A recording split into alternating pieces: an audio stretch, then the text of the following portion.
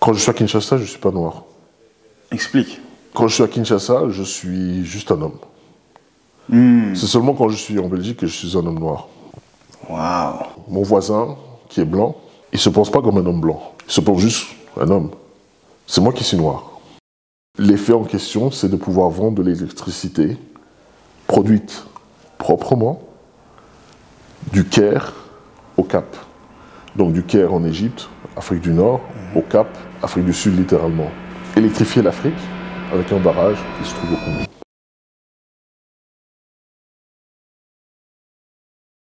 Je m'appelle Dominique Congolo, belge d'origine congolaise. Je suis né en 75, j'ai 48 ans. Je suis arrivé en Belgique vers l'âge de 3 ans. Ma mère était une militaire, paix à son âme. Je suis arrivé à 3 ans en Belgique dans les bagages de ma tantine, qui m'a élevé, moi et ma sœur. Un parcours classique de jeunes Belgicains, c'est-à-dire qu'on a fait nos études ici en Belgique, principalement à Bruxelles. J'ai étudié l'informatique à la Haute École de Bruxelles, à peu près dans la même époque. Je vous ai eu, toi et tes frères.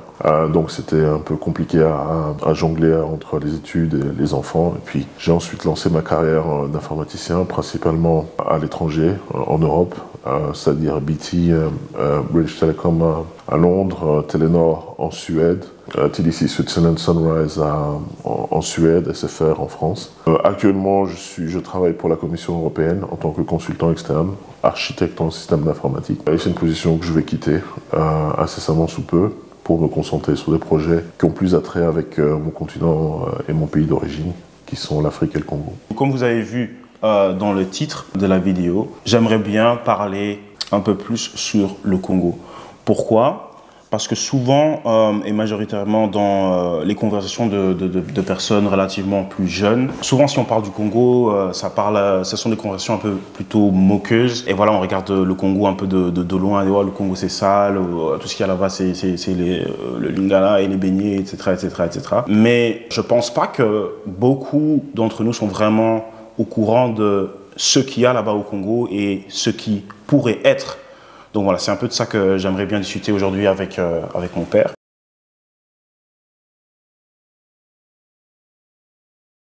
Les internautes vont faire le calcul, je suis né en 75 et je suis rentré en 2019. Pourquoi ça a pris autant de temps? Ben bon, c'est multifactoriel, mais on va dire que c'est parce qu'on a été éduqué d'une certaine façon.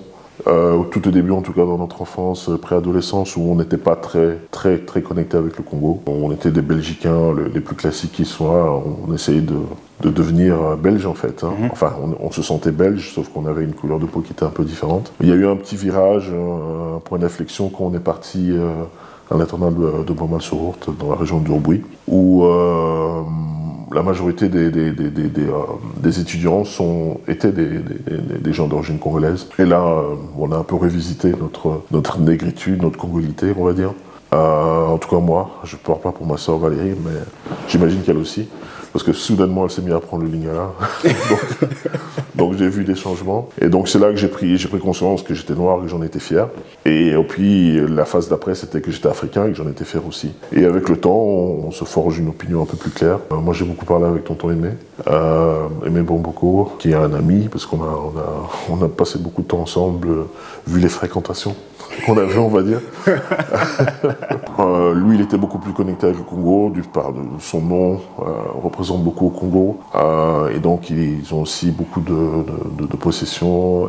La famille est grande, et donc entre guillemets, je traînais beaucoup autour de tonton Aimé, et j'ai appris beaucoup. Et ça m'a forcé à me questionner pourquoi en fait je suis si éloigné du Congo alors que a priori il y a tout qui me connecte. Ma mère biologique à l'époque était encore là, et je me suis dit c'est l'occasion d'aller la revoir avant que les choses voilà.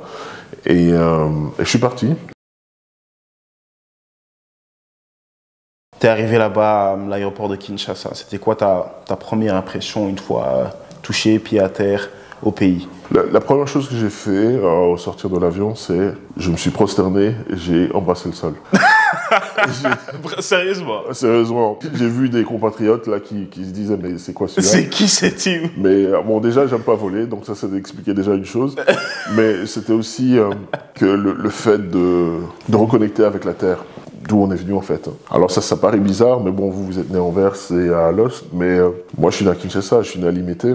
Et le fait de retourner à Kinshasa, même je me rappelle, on survolait, parce que bon, là, on arrivait de nuit, enfin, c'était pas de nuit, on arrivait vers 18h, soit c'est le vol qui part de 10h à Zaventem qui arrive à 18h à Kinshasa. Mais comme on est près de l'équateur, 18h c'est nuit noire. Et donc on arrivait et on voit la jungle noire. Et tout d'un coup, on voit cette oasis de lumière et on arrive et on contourne et on approche et puis on atterrit. Émotionnellement, c'était fort, moi je trouve, parce que je reconnectais avec la terre des ancêtres, on va dire, pour garder un peu les clichés. Et puis après, après on revient un peu à la réalité avec... Pas oublier que Kinshasa, c'est une ville de 12 millions d'habitants, donc c'est la population de la Belgique dans une seule ville. Hein. Et donc, on sort de l'aéroport. Bon, là, on était parti justement dans la famille d'Aimé. Sa sœur Francesca nous a hébergés. Et donc, elle a envoyé son véhicule avec ses hommes. Et donc, on est rentré dans un véhicule avec un militaire qui avait une Kalachnikov. Ok. Donc, c'était déjà un peu particulier. Ça change un peu de Zaventem. Et donc, ouais, bon, j'étais pas à 100% à l'aise de me dire qu'il y a un homme armé dans la voiture. Hein. Et puis voilà, on quitte l'aéroport, on traverse les grands boulevards, hein. On a Massina d'un côté, les gens qui brûlent les ordures à l'extérieur, parce que bon, à l'époque, en tout cas, il n'y avait pas de ramassage d'ordures, donc ça, c'est un des points pratiques qu'il faut reconnaître. Il y a un problème de saleté, de salubrité à Kinshasa, bon, c'est pas nouveau. Et donc, cette odeur d'ordures et de plastique qui brûle, la chaleur, une chaleur lourde et étouffante. Cet homme en armes qui est devant moi, qui laisse tomber sa Kalachnikov de temps en temps, et tu te dis, bon, s'il y a une balle qui part, qu'est-ce qui se passe? Et à travers ça, on est en train de speeder dans la rue. Et ouais, c'était un peu un cocktail un peu détonnant. Moi, l'impression que j'ai eue, c'était Mad Max. Mad Max. Mad Max. Wow. Je me suis dit, tiens, c'est... Waouh. Ouais. Et ce sentiment-là, ça dure 2 jours. Parce que j'ai eu l'expérience, à chaque fois que j'atterris, je dis, mon Dieu, et après 2 jours, je suis plus incommodé par la chaleur, je suis plus incommodé par les odeurs. Je remarque à peine les saletés. Et ouais, donc je prends le rythme. Le gros problème du Congo actuellement, c'est le fait qu'on subit une guerre. Les gens n'y pensent pas. Donc ils sont en train de... En fait, on a un pays en développement dont le développement était relativement bien parti. Puis il y a eu des situations un peu bizarres, et puis on a eu des invasions. Et depuis, on est en situation de guerre. On a nos compatriotes des Kivu et de l'Ituri qui subissent des invasions, des attaques de terroristes, pratiquement quotidiennement. Et c'est ça qui rend la situation problématique. Le pays est en guerre, en fait. Et le développement pendant la guerre, c'est assez compliqué. On est un pays qui est attaqué, et on sait par qui, et on sait pourquoi. Est-ce que je peux te poser la question alors? Par qui est-ce que le Congo est attaqué et pourquoi? C'est pas le Rwanda, c'est pas les Rwandais, mais c'est le régime actuel de Kagame qui joue les supplétifs pour des intérêts financiers qui essaient de mettre la main sur les richesses du Congo. Donc ça, c'est le qui et le pourquoi. Donc tu penses que le Congo est clairement attaqué parce que on a tellement, les gens veulent prendre ce qu'on a en fait? Ouais. On est un pays traumatisé en fait, parce qu'on subit des attaques, et c'est pas d'aujourd'hui, hein. C'est pas depuis que Tshisekedi est au pouvoir, ça dure depuis, ça fait 25 ans que ça dure. Hein. Et jusqu'il y a pas longtemps, ça c'est mon avis, ça n'engage que moi, mais jusqu'il y a pas longtemps, on avait à la tête du pays des gens qui travaillaient pas pour le pays. On a eu un appareil d'État complètement infiltré, donc ça, politiquement et militairement. On parle beaucoup de Kigali partout dans les réseaux sociaux. Vous savez que Kagame fait un truc magnifique à Kigali, mais Kagame exporte du bauxite, du cuivre, du coltan, de l'or, du diamant, mais il faudrait qu'on me dise où au Rwanda ces mines existent en fait. Le Rwanda qui est un petit pays, relativement petit, surtout comparé au Congo, tout à côté du Congo, est en train d'exporter du matériel qu'en fait n'ont pas chez eux, mais qui sont en masse au Congo. À côté. Hein. Le premier export du Rwanda, c'était du thé, des feuilles de thé. Et actuellement, le pays exporte tout ce dont Elon Musk, Microsoft, Apple a besoin en termes de matières premières, sans montrer les mines d'où ça vient. Et tous ces gens-là achètent. Et c'est ce qui fait que les caméras que tu possèdes maintenant, qui ont des batteries, ton téléphone, sont à un prix abordable. Parce que il y a des gens qui vouent, en fait, qui payent le prix. Arrêtez de penser que le futur c'est l'Europe, arrêtez de penser que le futur c'est les States, Miami, etc., etc. Non, le futur il est là en Afrique. Pourquoi toi tu penses, ou pourquoi selon toi, le futur est au Congo? Je pense que le futur est au Congo. Mais je ne pense pas que pour tout le monde le futur doit être au Congo. Okay. Mais je pense que le Congo fait partie du futur du monde. Pas oublier que c'est le deuxième poumon du monde qui se trouve au Congo. Donc, comme Tshisekedi le dit en campagne, c'est un pays solution. Bon, moi, je suis un conservateur, donc je ne suis pas très porté sur l'écologie, mais bon, ça reste une réalité. Mais je pense que dans un contexte africain, le Congo joue un rôle central, mais littéralement, parce que bon, il est déjà au centre de l'Afrique. L'Afrique a la forme d'un revolver et que la gâchette se trouve au Congo. Et c'est vraiment ça. Wow. Ça veut dire qu'une fois que le Congo se lance et se stabilise, ça va avoir un effet de rayonnement qui va faire que toute l'Afrique se repositionne en fait. On a de l'eau, tout le monde n'a pas de l'eau. On ne s'en rend pas compte, mais de l'eau fraîche, c'est un élément important, surtout dans l'avenir. On a les forêts dont on a parlé, on a les terres agraires, c'est-à-dire que souvent je vous racontais que cette anecdote qu'on me racontait quand j'étais à l'internat où tu vas quelque part dans un village, tu manges une pomme, tu jettes le trognon, tu reviens l'année prochaine et il y a un pommier. Donc c'est une terre extrêmement fertile. Et puis on a bien sûr les ressources minières. On a un peu de tout, hein, donc tous les minerais, les diamants, l'or, le cuivre. En plus de ça, maintenant on a du gaz naturel. Au niveau des lacs qui a découvert qu'on est en train de nous pomper d'ailleurs. Bon, ça c'est d'autres débats. Il y a aussi les ressources humaines, bien sûr. Tous ces jeunes qui vont être disponibles, qui seront naturellement de plus en plus éduqués, parce que là, on parlait de Tshisekedi, il a rendu en tout cas au niveau primaire l'éducation gratuite. Donc on va voir s'il aura les moyens de continuer de faire la même chose en école secondaire, tout en gardant un niveau de qualité suffisant. Et puis après, il y a tous les projets d'infrastructure qu'on a à mettre en place. Mais il y a des grands projets qui coûtent relativement cher, mais pas trop. On parle souvent du Grand Inga. Le fleuve. Sur le fleuve, hein. Le fleuve c'est de l'eau, bien sûr, c'est de l'eau fraîche, mais c'est aussi le deuxième fleuve en débit du monde, après l'Amazone. Et puis, il y a un endroit particulier, donc la zone d'Inga, dans le Bas-Congo, vers l'ouest de la République démocratique du Congo. Il y a ce qu'on appelle cette dépression, ces chutes de niveau d'eau où le débit est encore plus grand que la normale et qu'on a construit déjà un barrage d'Inga. Donc, il y a plusieurs phases qui étaient prévues, ça date de Mobutu. Mais l'idée, c'est de faire le grand Inga. Et si on fait ça, ce sera un des plus grands barrages hydroélectriques du monde. Et sa capacité nous permettra de vendre de l'électricité du Caire à Cape Town, du Caire au Cap, pour le dire en français. Explique ça encore une fois, le barrage. Qui est-ce qui peut vraiment faire? Juste parce que je pense que c'est passé au-dessus de la tête de beaucoup de personnes, ce barrage-là. Donc, c'est un barrage qui coûte, d'après certaines estimations, j'ai vu les dernières, c'est 16 milliards. 16 milliards, c'est 3 milliards de moins que Facebook a payé pour acheter WhatsApp.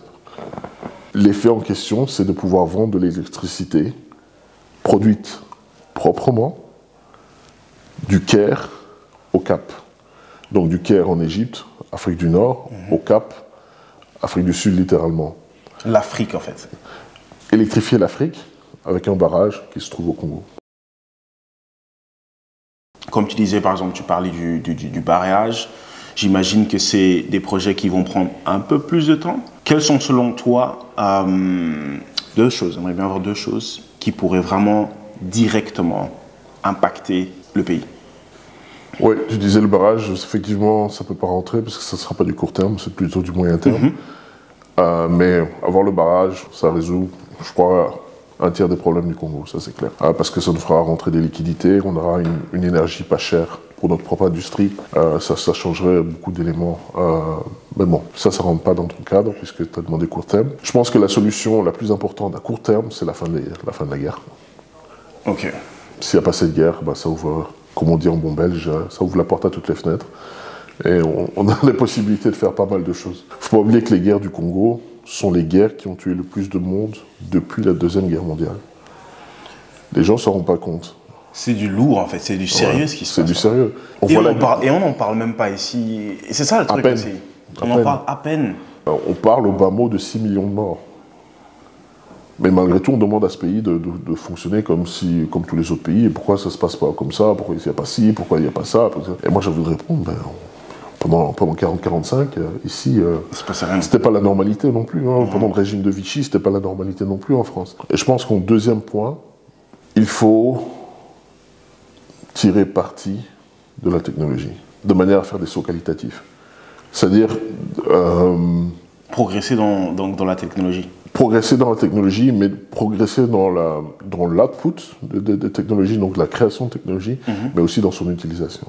Si on informatise, ouais, ça se dit, la population c'est quelque chose qui vit. Il y a des gens qui meurent, il y a des gens qui arrivent, il y a des gens qui se marient, il y a des gens... Toute cette information, il faut la collecter, il est important qu'on mette en place les moyens technologiques, mais qu'on les maîtrise nous-mêmes. Pas simplement qu'on l'achète, et puis que voilà, on la met en place, et les gens qui nous ont vendu ça deviennent des millionnaires, et puis nous on regarde ça de loin, on se dit, bon, ok, qu'est-ce qu'on fait avec ça maintenant? Tout ce qui est software, c'est une industrie dans laquelle on peut rentrer facilement, parce qu'en termes d'infrastructure, il y a besoin de très peu de choses. Et donc, bon, il se trouve que moi je fais du software, donc je prêche un peu pour ma paroisse, mais les systèmes informatiques qu'on met en place, il faut qu'on les mette en place nous-mêmes, et qu'on les connaisse nous-mêmes, et qu'on les maîtrise nous-mêmes, qu'on les fasse évoluer nous-mêmes. Et encore une fois, c'est du software, le matériau nécessaire pour mettre en place du software, c'est juste de l'imagination et du savoir-faire. Et ce savoir-faire peut être acquis assez rapidement. Moi, je sais qu'il y a des super informaticiens à Kinshasa, à Lubumbashi, à Kisangani. Donc, il faut utiliser du talent local pour mettre en place nos propres solutions. On parlait du Rwanda tout à l'heure en termes négatifs, mais en termes positifs. Ce que je sais, c'est par exemple le système de gestion sociale. C'est des jeunes Rwandais qui ont écrit ça. On parle du Kenya, la même chose. Ils ont mis en place une plateforme qui s'appelle eCitizen. C'est des jeunes Kenyans qui l'ont fait. C'est pas des Américains, c'est des Kenyans. Et il est temps que les Congolais mettent en place leurs propres solutions. Je suis fier de moi-même parce que j'ai tout compris ce que tu as dit. Which is very good. Mais donc j'apprécie aussi la manière dont tu expliques les choses, que tu les expliques d'une manière dont tout le monde peut vraiment comprendre ce que tu dis. Donc j'apprécie ça énormément parce que c'est surtout pour, disons, la nouvelle génération que j'aimerais bien que ces personnes-là puissent vraiment voir et entendre ce que tu as à dire.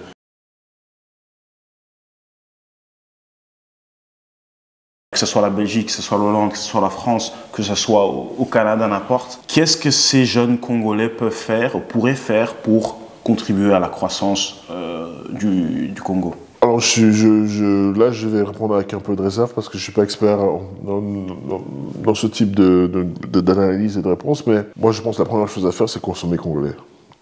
Et consommer congolais, ça veut dire quoi? Ça veut dire peut-être s'acheter un lopin de terre au Congo, rentrer régulièrement au Congo, prendre un vol, passer ses vacances au Congo, parce que ça fait rentrer des devises importantes. À partir du moment où tu achètes de la terre, tu as envie de construire, donc tu lances des projets d'infrastructure, tu emploies des gens. Une fois que tu es installé, tu as du personnel. Donc, consommer congolais, d'une manière ou d'une autre, soit en achetant un produit, je sais pas, des chikwang qui vient de Kinshasa, ou soit en achetant carrément un appartement. Donc ça, c'est consommer congolais. Donc il y a toute une gamme de choses. Ça, je crois que c'est le premier truc parce que, encore une fois, ça fait rentrer des devises au pays. Non seulement l'argent qui rentre, mais le lien affectif qui est créé à partir du moment où tu consommes congolais, surtout si tu achètes de la terre ou si tu achètes un appartement, ou si tu fais tes vacances régulières là-bas, tu as un lien affectif qui se crée. Moi, chaque fois que je rentre au Congo, c'est affectif.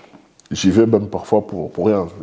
Parce que parfois, je marche à la Gombe, je marche des heures comme ça, et je suis bien. Et puis après, pour ceux qui peuvent, et ça, je les encourage à terme, parce que ceux qui ont 17 ans, ils peuvent s'intéresser déjà à ce genre de choses, mais ceux qui ont déjà 25 ans, jusqu'à la trentaine, ils peuvent rentrer et tenter l'entrepreneuriat. Voilà, c'est ça. Créer de l'activité. Parce que c'est ce qui manque le plus, hein, c'est dans les entreprises où les gens peuvent travailler. Alors il y a des gens qui rentrent, qui font une boulangerie, qui font un restaurant et tout ça. Et j'ai vu, avec mes amis, on a été sur le rooftop et tout ça, c'est magnifique. Mais tu peux rentrer et faire autre chose aussi. Hein. Bon, moi je suis dans l'informatique, rentrer faire une boîte de consultance, tu peux faire de l'événementiel. Donc moi je pense que s'ils ne pouvaient pas rentrer pour créer tout de suite ou un peu plus tard de la valeur via une société, via un brevet, puis via un projet. Parce que ça ne doit pas forcément être lucratif, ça peut être, social. Je sais que votre maman, elle a une amie qui fait un orphelinat, par exemple, ce genre de choses. Ça crée de la valeur, parce que même si c'est pas dans un but purement lucratif, ça emploie des gens, les gens mangent, tu dois consommer. Donc c'est ça. Moi, je dirais se concentrer sur des projets de création ou à minima consommer. Donc ça veut dire rentrer au moins une fois en vacances par an. Commencer avec ça, quoi. Commencer avec ça. Moi, personnellement, c'est pour ça que je vous parle, je dis, moi, je prépare un peu le terrain pour un retour, parce que bon, je vois les scores du Front National en France, je vois le poids du Vlaams-Belang ici en Belgique, je vois le discours de plus en plus autoritaire et droitier de ce qui se passe. Comment il s'appelle? C'est Geert Wilders qui a gagné en Hollande. L'ancien Premier ministre autrichien, qui est super jeune, était un gars d'extrême droite. Donc on sent qu'il y a une bascule. Et nous, il ne faut pas oublier qu'on est là, on est différents de nature. On est toléré jusqu'à un certain point. On est toléré. C'est ça, je pense que ce mot-là est super important. Moi, je pense que c'est ça. Ça, c'est ma philosophie personnelle. Je pense que les différences sont tolérées. La seule chose qui te permet de passer outre le niveau de tolérance, c'est l'intérêt. Par exemple, il y a beaucoup de gens, par exemple, qui se plaignent des musulmans. Imagine, on a la maison d'à côté, il y a une famille musulmane qui s'installe et pour une raison ou une autre, le père est muezzin et il fait l'appel à la prière toute la journée. Donc, il fait les 5 appels. Ça va gêner tout le quartier. Mais imagine maintenant, nous et notre voisin, au lieu d'être les personnes qu'on est, on est des milliardaires. Et on est à la Côte d'Azur. Et qu'au lieu d'avoir cet espace entre les maisons, on a 100 mètres. Et qu'il fasse son truc tous les matins, et qu'il est milliardaire, que moi je suis milliardaire, on va tolérer. Parce qu'on a intérêt à vivre entre nous, des gens qui sont milliardaires, et on a des connexions, on peut faire affaire, ce genre de choses. Et je pense que c'est le niveau d'intérêt qui permet de passer outre le niveau de tolérance. Je sais pas, tu sors avec une femme blanche, et que l'amour qu'elle a pour toi est moins important que le fait que, en tant que noir, t'aimes bien manger les chikwang et que ça sent dans la maison, bah, il va y avoir C'est cool cet exemple. Ben oui, c'est ça. À un moment, le seuil de tolérance va être atteint. Et voilà, il faut faire la balance, l'intérêt par rapport au niveau de tolérance. Et, voilà. Et donc, ici, en Europe, il y a un niveau de tolérance pour des groupes. Et donc, voilà, on est dans une case et on tolère le fait qu'on soit black. Parce qu'on est gentil sur tous les autres points. C'est un peu ça, notre avantage. Les Noirs, on n'est pas méchants. Enfin, on n'est pas perçu comme méchants, en tout cas. Si on était, je sais pas, en plus d'être noir, on était fondamentaliste musulman et qu'on était prosélyte et qu'on en parle devant la rue et tout ça, le niveau de tolérance varie. Et voilà, moi, je dis ça, je dis rien. J'espère me tromper, mais je pense pas que je me trompe. Donc, de plus en plus, les pays en Europe deviennent de moins en moins tolérants de personnes différentes, et dans notre cas peut-être personnes noires. C'est pour ça que tu as aussi envie de, voilà, ça commence à devenir chaud ici, il faut commencer à préparer le retour vers la maison en fait. Oui, parce que c'est un truc que j'ai pas dit tout à l'heure, quand tu m'as demandé les choses que j'ai remarquées quand je suis arrivé à Kinshasa, c'est que quand je suis à Kinshasa, je suis pas noir. Explique.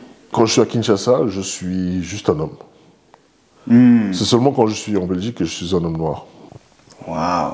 Mon voisin, qui est blanc, il se pense pas comme un homme blanc. Il se pense juste un homme. C'est moi qui suis noir. Et donc, par rapport à ça, il a un niveau de tolérance. Moi, je suis un homme, lui, il est noir. Est-ce que ça m'embête qu'il soit noir?